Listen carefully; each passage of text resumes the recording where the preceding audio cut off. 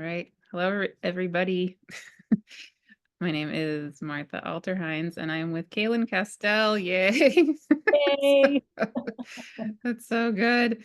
So we are doing this sort of impromptu video that I was feeling the nudge to do on my own, but I had a meeting scheduled with Kaylin today, and when I was thinking about doing this video on my own, I kept thinking, I wonder what Kaylin would think about this. And the topic is the star of Algol and the fact that we are about to have a Mars Uranus conjunction in the part of the sky where Algol is. And there's so much hype right now about how scary this is, supposedly. And I knew that Kaylin would probably agree with me that that's not a helpful perspective. Please, please, please. There's so many other ways to think of this. And yeah, so I'm really happy and excited to be able to actually have this conversation with Kaylin instead of making my own video and saying, Kaylin might say. It's more fun to do it this way, Yeah, yes.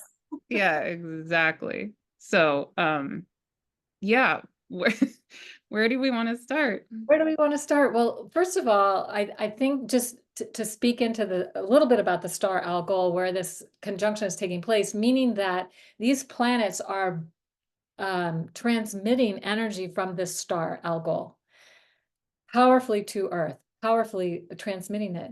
Now, the perspective on the star is that it's evil, it's bad, it's connected to Medusa, who became evil and bad, but only because that was the projection of the patriarchy. It really wasn't who she was at all. And it was partly because Athena was jealous. So she dismissed her, and so that any man that looked at her in the eye would turn into stone, because she didn't want her to have relationships with men because she was so beautiful. So she made her ugly and also turned people into stone. So it's like we can understand that this is the story we've inherited about Medusa and the star being connected to Medusa. And many of the stars of the ancients had negative connotations connected to them. Death by poison, rise to high heights and fall to, great lows, I guess, something like that. Treachery, and just some of the ways they're described is so negative. I remember reading about that back in the 90s and going, this is not the energy of the stars. This is Mm-mm. projection of humans onto the energy of the stars, their stories and their projections, or maybe what they were experiencing at the time. And anything we focus our attention on becomes reality. So we want to shift our perspective about all of the stars, but especially about Algol, who's got such a bad reputation. Yeah. And you were mentioning, I mean, it's not only Algol who has this. Yeah, I mean, just all of them. If you go into any star book, pretty much, you can find like gloom and doom about pretty much anything. And and as we know, I mean, even quote unquote good transits can come with difficult experiences. It's just not black and white. It's not it's not reality. Yeah, and I feel honestly like it's even, I want to say, I say this gently, but it's true. I think it's actually irresponsible for people to be, hyping up fear about about pretty much anything astrologically, because what does that do? How does that help us? I don't really understand how that's helpful. Um, It's it doesn't. not. It's not helpful. And It's not I will cool. say, with Uranus being there and Mars both being very active, Mhm. very intense, Uranus tends to disrupt what's in place so something new can come in, so we can have another perspective. Yeah. What a perfect way to be tuning into the star now with that. That's the intent Uranus has, but it has to disrupt the old, and sometimes that's very uncomfortable and Yeah. it doesn't feel good, or it's scary. It can be scary, honestly, can be scary. But when we're holding on and we're not trusting that this is happening for us and not to us, and that that these alignments are taking place in a way that's here to inspire something new in our experience. And if we change our focus from the fear-based stories that we've been told about the stars and about, say Uranus and Mars coming together, accidents, So and I've actually literally witnessed that. My second husband had a really bad accident when Uranus was crossing his Mars, car accident, Mm. car. So it can happen. He's like, "Why didn't you tell me?" I was like,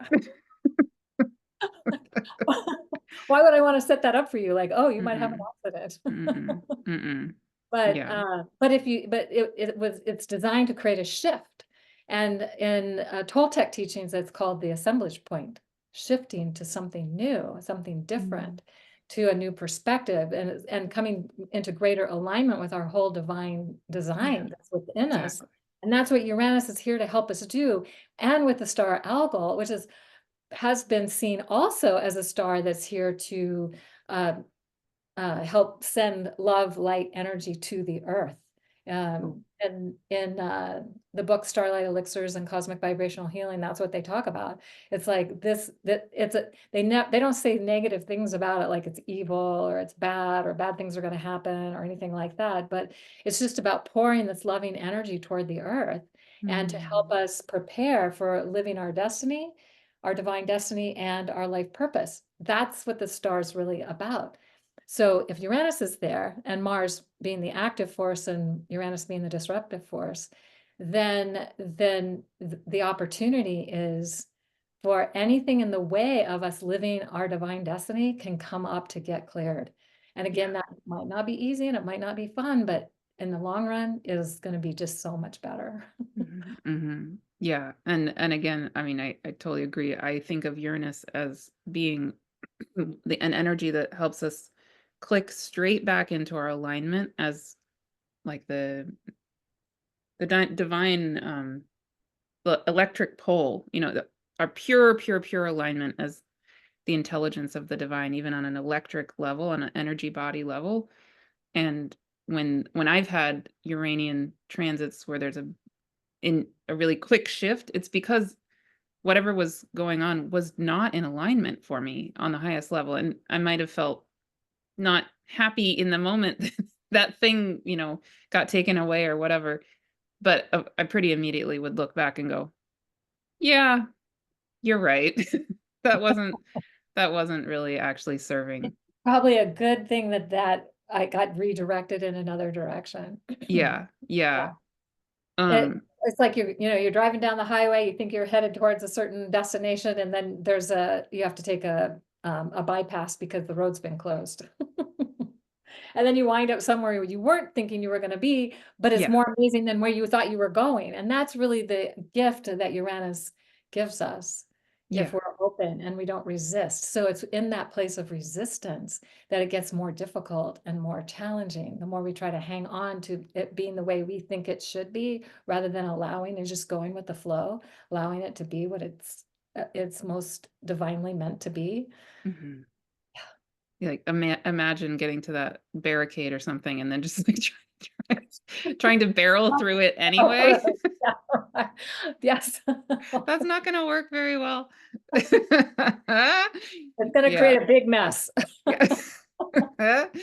Yeah, I'm curious about 2 things. One, so when you think about Medusa in general, even in your own being, how I have my own thoughts about the Medusa energy and what I resonate with, but I'm curious for you, what's the highest expression of Medusa energy for you?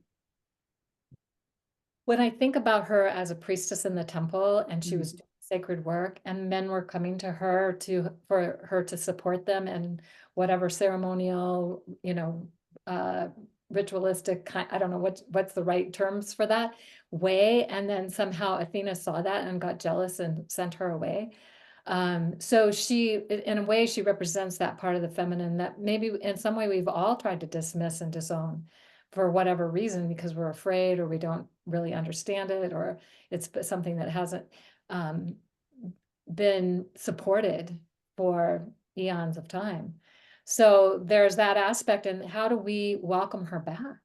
How yeah. do we, and I feel like this has been really happening because there's the whole priestess energy is so prevalent on the planet nowadays Mhm.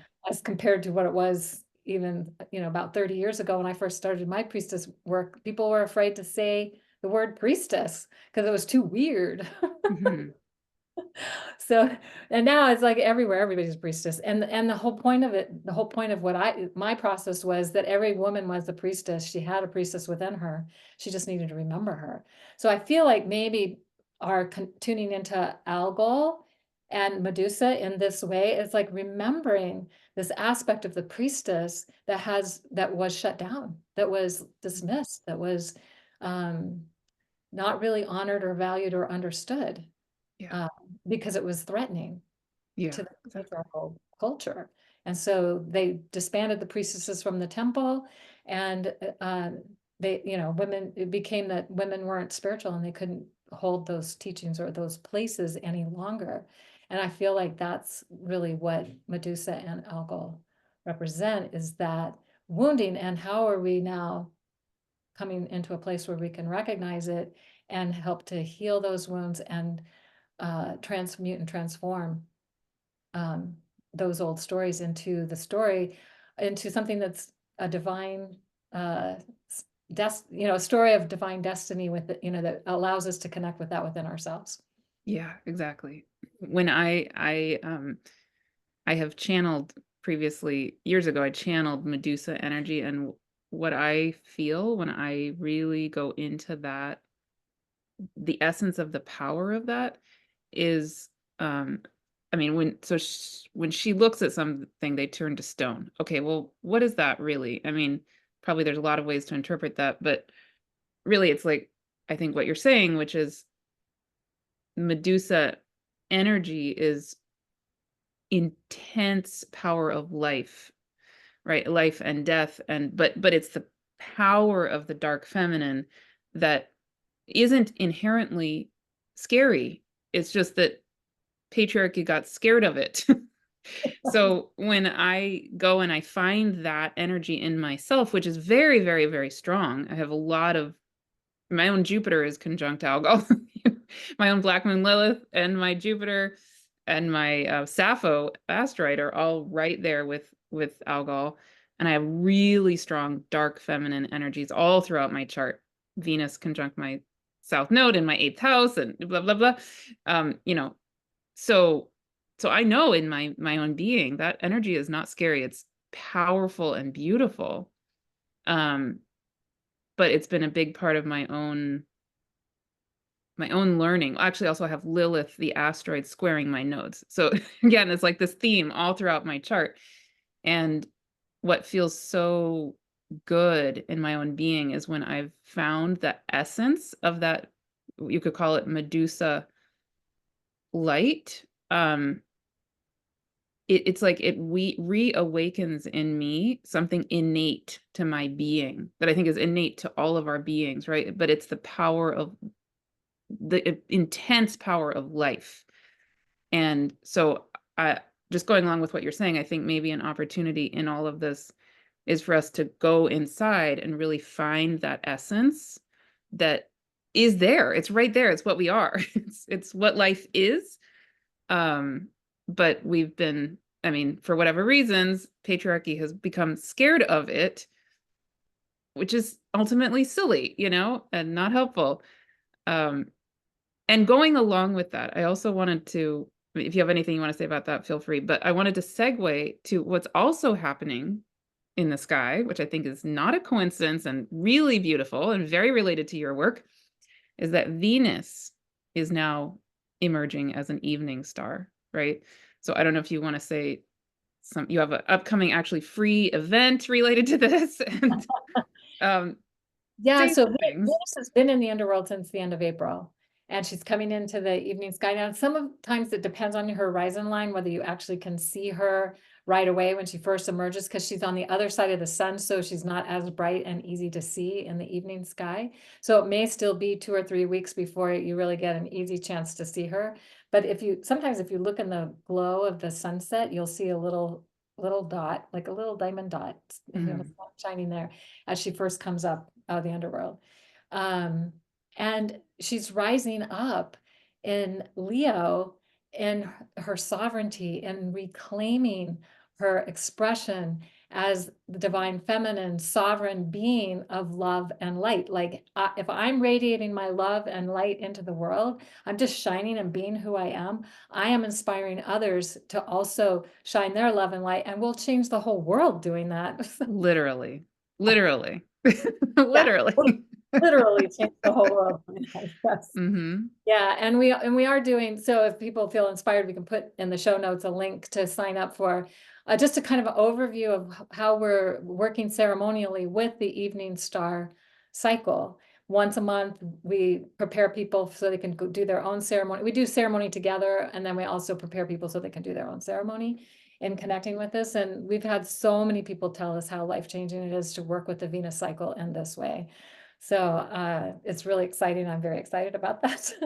Yeah. That And I'm a participant in all of it. I mean, I'm not teaching it with you, just to be clear for people. I'm not there teaching it. But I've taken your Venus alchemy courses. I've taken I'm listening along, and I yes. absolutely love it so much, and it's beautiful, and I highly recommend that people sign up for this free event and see if it calls to you, because I mean, I just can't recommend you and share it in enough, really, truly. Aw, thank you. Aw, yes. We've been doing this for 10 years now, and it just keeps evolving and growing in ways that I couldn't have even imagined 10 years ago. So Wow. yeah, it's pretty cool. Very, So yeah, very cool. hopefully people want to join us. Another piece that's interesting, and in fact, as we're recording it, we're doing this recording today, uh, Pallas Athena in the sign of Scorpio is stationing direct. Ooh.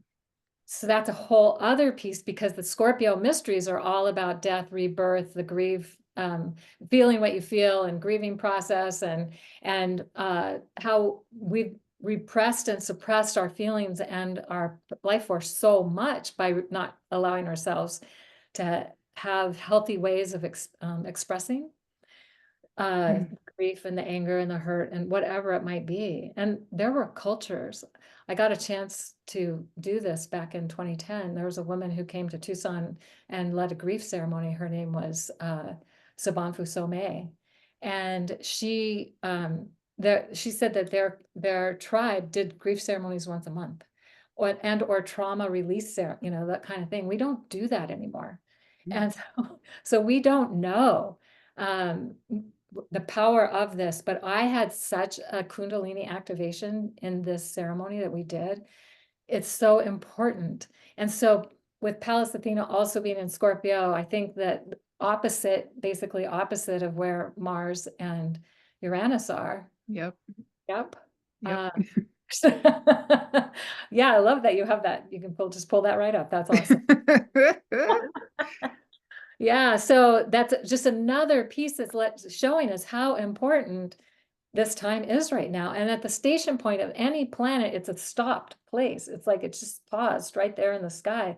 Like if a pendulum's going back and forth, when it gets to the place it's shifting direction, it stops for, we may not see it as being stopped because it's moving pretty quickly, but it is stopped. It has to slow down, stop, and then head back the other way. So I feel like retrogrades represent that. And so it really concentrates the energy at the station points. Beautiful. Yeah. And I'm just noticing that as Pallas Athena is going direct, it's actually basically exactly conjunct the asteroid Sappho, which I mentioned a minute ago. Sappho being, I associate Sappho with really, really strong relationship with the feminine, like the feminine with the feminine. It can be sexual, but just I've seen it really prominent in charts of people who work a lot with the feminine. Like I've seen it a lot, very prominent in charts of women who maybe are heterosexual, but they are artists who depict the feminine in their paintings, or they write poetry about the feminine or whatever it is. And Sappho is really prominent in my chart. Again, conjunct my Jupiter, conjunct Algol, conjunct Black Moon Lilith. And I just love Sappho so much. So yeah, so many feminine, powerful feminine energies happening right now. Wow, wow. Yeah, and it's Uranus and Mars, divine masculine, that's in that are coming together to be with Algol, but Algol being connected to Medusa, feminine, and opposite Pallas Athena, feminine, and Sappho, feminine, and let's see, I guess Venus hasn't moved into Leo just yet. Not quite, but About to tomorrow. I think does it go in tomorrow? it's pretty darn close. What it's doing right now, though, I was noticing is it's coming to trine Neptune, Oh, who just went retrograde, you know? It's just like yep. so powerful, Oh so yeah. powerful and beautiful. Yeah, so Um, the ability to tap into the and dream a new dream. That mm, Neptune being the energy of how we're dreaming the reality that we're living in. And Pisces magnifying all that, trying by Venus in Cancer, which is how are we going to create a nurturing, loving, kind new dream, a new reality, new earth. amazing. Yeah. And I can just show people here also, this is, so at the time of the sun setting, Yeah. here's the sun, like tonight. And then here's Venus, who's do you feel like Venus is visible now for you? Gemini Brett was saying it is. It could be, it's not exactly 10 degrees from the sun yet at the Mhm. sunset, but it's within minutes of being 10 degrees from the Yeah. sunset. Could be. When you run charts or when you run the calculations, it will run it for the exact 10 degrees, which is happening tomorrow. Okay. Yeah. Yeah. And then she's going to move into Leo. Yeah. And then she's going to be trining when she goes, then she'll go into Leo and she'll be, so in other words, what I wanted to emphasize for people, because I was just tuning into this last night for myself, is that as she moves into the evening sky, there she goes into Leo in a couple of days. She's, she'll move into Leo and then she'll be trining the North Node and conjunct Vesta. And again, it's just such powerful, to me, it's just such powerful feminine energy literally rising. The thing about that, her coming up into be with Vesta, which is also priestess energy, Mhm, mhm. the Vestal virgins of the temple attending the fires, the ceremonial fires, and all of that.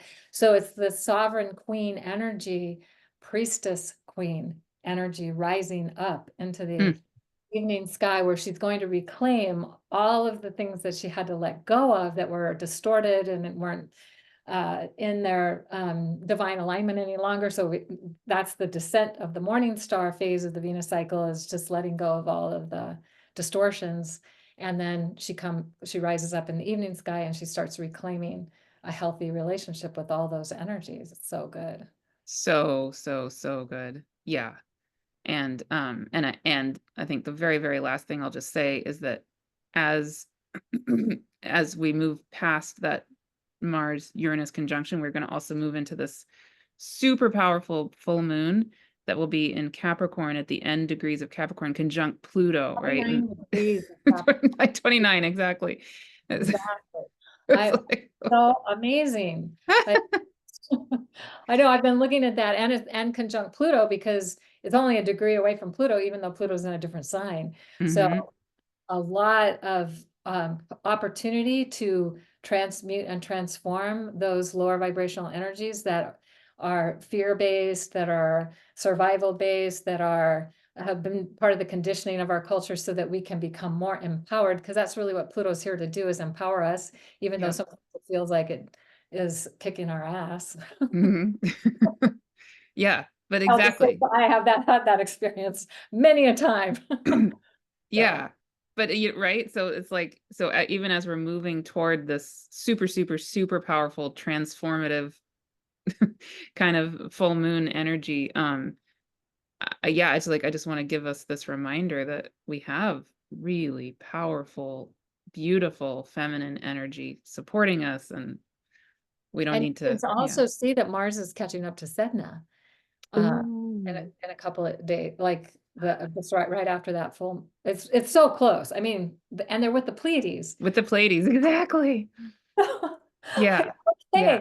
Okay, Stargate to a new world, or how do we want to use this energy? How are we tapping in? How are Mhm. we using it as a portal to create maybe a new timeline of living in a world that is loving and kind and Yeah. fun? Yeah, exactly. Right? It's like, where do we want to put our attention? Do we want to freak out?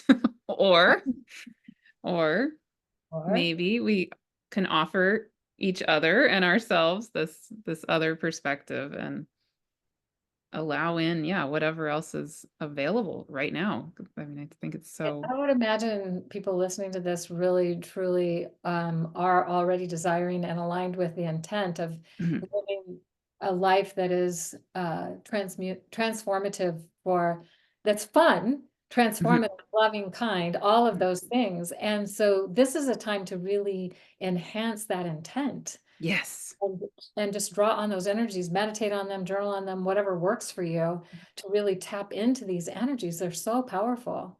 And Mhm, really from the 15th, actually from today, when we're doing this, on the 9th of July of 2024 to the next couple of weeks, we are in the midst of the power of these energies that we just mm. shared with you. And so you can tap in and tune in anytime and really it's like magic happens when we're attuned to and work with these energies because they help support our intention. And where we put our attention is what, it's like Wayne Dyer says, change the way you look at things, the things you look at change. So if Yeah. we're willing to change the way we're looking at these things, especially the former perception of Algol, it just adds to the energy of change that we're already experiencing. Perfect. Thank you, Kaylin. Thank you, Martha. I love connecting with you. Mwah. So good. Yeah. And I'll just again put in a plug. Definitely highly recommend signing up for Kaylin and Sheridan's free event. It's going to be July 17th, Yes. 2024. But Can't I'm make it sure. live. You can still sign up and you get the Yeah, replay. So exactly. yeah, Exactly. Cool. Yeah. And I also want to put in a plug for your star alchemy courses that you do with oh Eric yeah, Roth. yes. I love them. I mean, I've enrolled in 2 out of the 3 at this point, and I was telling you I have those those web pages up permanently on my computer screen all the time because I refer to them so often. So, yeah, and if for anybody who's interested, I actually am doing a series on my YouTube channel, um, on stars where I'm channeling the stars. So this is my process, Kaylin. So I go and I watch your star alchemy videos, which are amazing and I love, and I read through what your descriptions are, and then I just sit with it in my own being. And I think this is how you and I both really encourage people to have relationships with the cosmos, right? Yes. Is that you're not trying to say to people, hey, here is the truth. Go do it my way. I think that's absolutely not how you are. And that's not how I am. So I have my own process where I love, love, love what you and Eric share. I go into myself and I go into my own praying. And then I've been starting to make these videos again on my own YouTube channel where I give a bit of information, like cognitive information, but then I channel the literal light of the stars, because I think that's where we're going to find the purity of what is really true for us individually and maybe meant to come through us collectively as we redo these stories, let them be a living, breathing energy. I And not, love yeah, that you're doing that and being an example for how people can do it for themselves, because we don't want to depend on what ancient people or patriarchal, a lot of men wrote about these stars, how they were perceiving it, because that was way back when anyway, and all the energies are growing and evolving. So we need to tune in for now and yeah. see what it is. And for each person, it may be a different experience, but there may be some similarities as well. But as we tune in and we get our own direct transmission from the stars, so I love that you're doing that and inspiring people to maybe perhaps do that for themselves as well. Mm. Well, and I love that I have you to to go to learn from. It's such a gift. And the very, very, very last thing I will say, just a little tiny preview, is that Kaylin and I are, we are behind the scenes planning a free event that is going to be, I think, pretty amazing in March of 2025. So it's a ways away, but we're percolating on this plan for a really, really beautiful, again, free, totally free event during the month of March 2025, which is going to be a potent, potent, magical time astrologically. Yes. Yeah, so Yeah, some unusual, cool things happening that we've already been tuning into, and we want to share with everybody, and it'll, yeah, it's going to be exciting. yeah, so that's Check coming. out the show notes, because there'll be links. There'll be a link to your whatever it is you're doing with your channeling, or how people can get connected to that, and to the Venus class, a free Yeah. class that's happening coming up. And if you hear this after the 17th of July, you can still sign up and you'll get the replay. Yeah. So yeah, it'll live for a while there. And then there's something else I was thinking about. I can't remember now, but yeah. So I know there's a quote from Starlight Elixirs and Cosmic Vibrational Healing on Algol that gives you all completely different. This is channeled information from the 90s that helps to start to shift our perspective on what this star is about. Mm, And maybe can encourage us. So we'll put it in the show notes, the quote. beautiful. Yeah. Perfect. Yay. Wonderful. Share with us anything you want, everybody. Thank you.